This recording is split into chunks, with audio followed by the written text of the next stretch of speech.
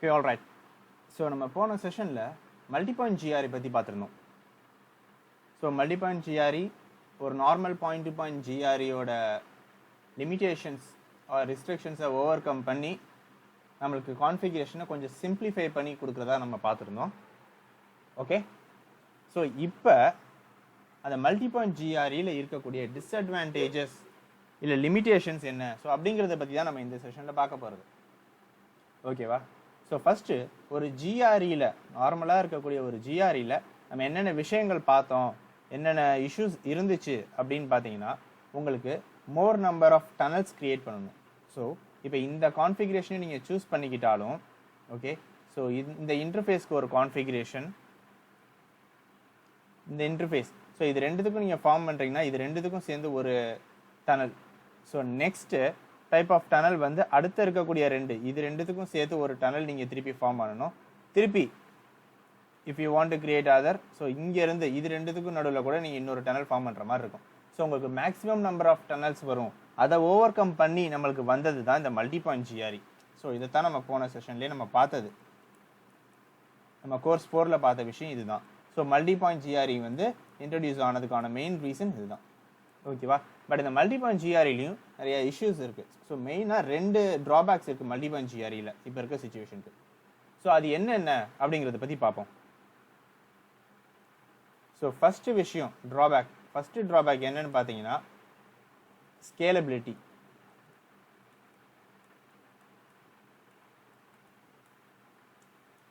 கான்ஃபிகரேஷனில் இருக்கக்கூடிய ஒரு scalability issues அப்படின்னு நீங்கள் வச்சுக்கலாம்.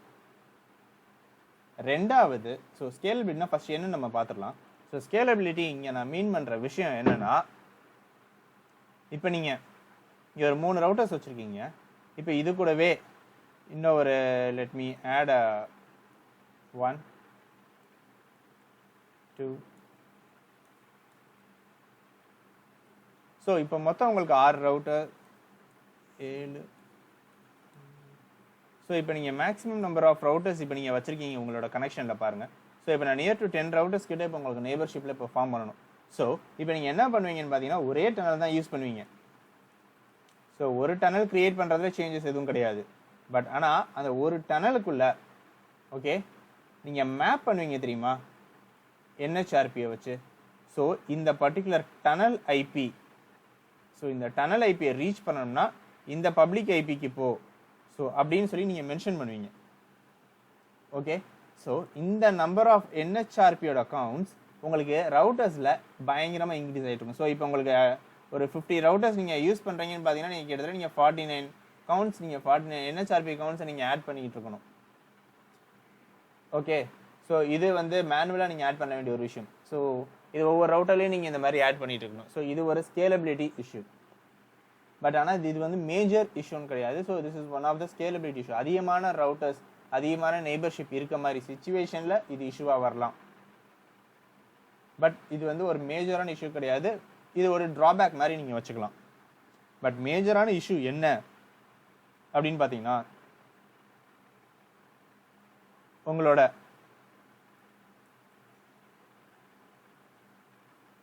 டெஸ்டினேஷனில் நம்ம டைனமிக் ஐபி இருந்தா, so that's what a major drawback here. Okay, so ஏன் இது டெஸ்டினேஷனில் டைனமிக் ஐபி இருந்தால் ஏன் ட்ராபேக் சொல்கிறேன் அப்படின்னு பார்த்தீங்கன்னா, ஸோ நம்ம MGREயை பொறுத்த வரைக்கும் நம்ம எப்படி நம்ம பாயிண்ட் பண்ணுறோம், அது ஒர்க் பண்ணுற ப்ரோட்டோகால் வந்து NHRP ப்ரோட்டோகால் வச்சு தான் ஒர்க் ஆகுது. ஸோ அது ஒர்க் பண்ணுற ப்ரோட்டோகால் வந்து NHRP. ஸோ NHRPயில் நீங்கள் டனல் ஐபி, ஸோ இங்கே நீங்கள் யூஸ் பண்ணுறது வந்து ஒரு டனலோட ஐபியை யூஸ் பண்ணிட்டு ஒரு பப்ளிக் ஐபியை நீங்கள் இங்கே யூஸ் பண்ணுவீங்க. ஓகேவா? ஸோ இந்த யூஸ் பண்ணுறது ஒரு பப்ளிக் ஐபி. ஸோ இந்த பப்ளிக் ஐபி நீங்கள் மேனுவலாக கான்ஃபிகர் பண்ணுவீங்க. ஓகேவா? இந்த பப்ளிக் ஐபி எப்படி கான்ஃபிகர் பண்ணுவீங்கன்னா நீங்கள் மேனுவலாக நீங்கள் கான்ஃபிகர் பண்ணுவீங்க. ஸ்டாட்டிக் ஐபியாக இருக்கணும், இருந்தால் தான் இது பிரச்சனையே கிடையாது. இப்போ ஒரு டைனமிக் ஐபியாக இருந்தால், சப்போஸ் டெய்லி அந்த டைனமிக் ஐபி சேஞ்ச் பண்ணுறதா இருந்தால் உங்களுக்கு ரீச்சபிலிட்டி இஷ்யூஸ் அடிக்கடி டவுன் ஆகும், அடிக்கடி உங்களுக்கு ப்ராப்ளம்ஸ் வரும், இந்த மாதிரி நிறையா இஷ்யூஸ் வரும். ஸோ டைனமிக் ஐபியாக இருந்துச்சுன்னா MGRE is not fit, MGRE is not recommended. ஓகேவா? ஸோ MGREங்கிறது உங்களுக்கு ஸ்டாட்டிக் ஐபி இருக்க சிச்சுவேஷனுக்கு மட்டும்தான் உங்களுக்கு பெட்டர் வே ஆஃப் கான்ஃபிகரேஷனாக இருக்கும். பட் டைனமிக் ஐபி உங்களோட பியரில் இருந்துச்சுன்னா ஸோ எம்ஜிஆரையை ரெக்கமெண்ட் பண்ணுறதை நிறுத்திடலாம். ஸோ இந்த 2 ட்ராபேக்ஸையும், ஸோ இந்த ஸ்கேலபிலிட்டி, இன்னொன்று நம்மளோட dynamic IP issue. So second point I will mention here. So dynamic IP, so இந்த 2 விஷயம்தான் இதோட மேஜரான ட்ராபேக்ஸ்.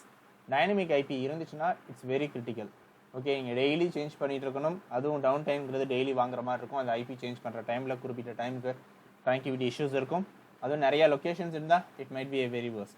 ஓகே, ஸோ இந்த மாதிரி இஷ்யூஸ், இந்த 2 மேஜர் இஷ்யூஸ் தான் உங்களோட எம்ஜிஆரியோட, அதாச்சும் மல்டி பாயிண்ட் ஜிஆர்இயோட ட்ராபேக்ஸ். ஓகே, இந்த 2 விஷயம் மேஜரான ட்ராபேக்ஸ். ஸோ இந்த 2 ட்ராபேக்ஸ் வந்திருக்கே, ஸோ இந்த 2 ட்ராபேக்ஸ் எப்படி ஓவர் கம் பண்ணுறது அப்படின்னு கேட்டிங்கன்னா, இந்த 2 ட்ராபேக்ஸையும் ஓவர் கம் பண்ணுறதுக்கு நம்மக்கிட்ட இருக்கக்கூடிய ப்ரோட்டோகால், இருக்கக்கூடிய VPN ஃபங்க்ஷனாலிட்டி எதுன்னு பார்த்தீங்கன்னா, இப்போ நம்மளுக்கு இருக்கிறது DM VPN. Okay, so dynamic multi point VPN. So இந்த ப்ரோட்டோகால் டைனமிக் DM VPN மூலமாக உங்களுக்கு ஸ்கேலபிலிட்டியும் ஃபிக்ஸ் ஆயிரும். அதே நேரத்தில் டைனமிக் ஐபி உங்களோட பியரில் இருந்தாலும் அதுவும் ஃபிக்ஸ் ஆயிரும். ஓகேவா? ஸோ இது 2த்துக்குமே ஃபிக்ஸ் கொடுத்துருது இந்த DM VPN தான். ஓகே, ஸோ நம்ம DM VPN பற்றி கண்டினியூ பண்ணி நம்மளோட Part 6ல் நம்ம பார்ப்போம். So that's it. தேங்க்யூ.